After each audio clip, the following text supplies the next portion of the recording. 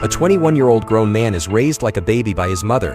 What dark secrets are these women hiding in a twisted battle over a man-child? In a small town, there's a strange household where Mrs. Wadsworth and her two daughters are raising her youngest son, Baby, a 21-year-old man with a mental disability who cannot speak or walk and behaves like an infant just a few months old. Due to the family's unusual situation, the welfare department has assigned regular home visits, but after the mysterious disappearance of the previous social worker, the job falls to Anne. Mrs. Wadsworth's husband abandoned the family shortly after Baby was born and never paid a dime in child support. Left to raise two daughters and a mentally impaired son, the mother and daughters formed a close but undeniably peculiar bond. Despite their odd behavior, Anne feels deep sympathy for their circumstances and is determined to help. But when she first sees Baby, she is stunned. A fully grown man curled up in a crib, unable to walk or talk, needing constant supervision, just like a real infant. While her supervisor believes the case isn't worth much attention, Anne suspects the previous social worker was negligent. You don't just abandon a vulnerable client without a trace. The welfare office shares responsibility too,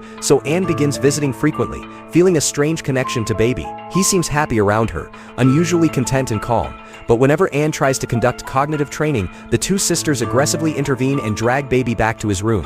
Perhaps they fear outsiders might hurt him, and Anne tries to be understanding, gently urging Mrs. Wadsworth to trust her more. Anne then proposes free cognitive rehabilitation provided by the welfare office and offers to personally handle Baby's transport. She's confident that with proper training, Baby could live a normal life. However, Mrs. Wadsworth furiously rejects the idea. She refuses to let any woman get too close to her baby.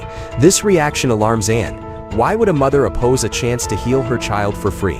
When Anne is eventually kicked out, Baby utters the word mama in fear, only to be severely scolded by his second sister. She often hits and yells at him, insisting that a baby should never speak. In truth, Baby's condition isn't as severe as it seems. They're deliberately preventing him from walking or speaking. Meanwhile, Anne uncovers shocking information about Mrs. Wadsworth's past.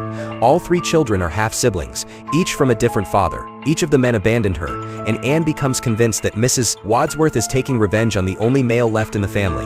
And she's right. Years of heartbreak have twisted Mrs. Wadsworth's mind and dragged her two daughters into her delusions.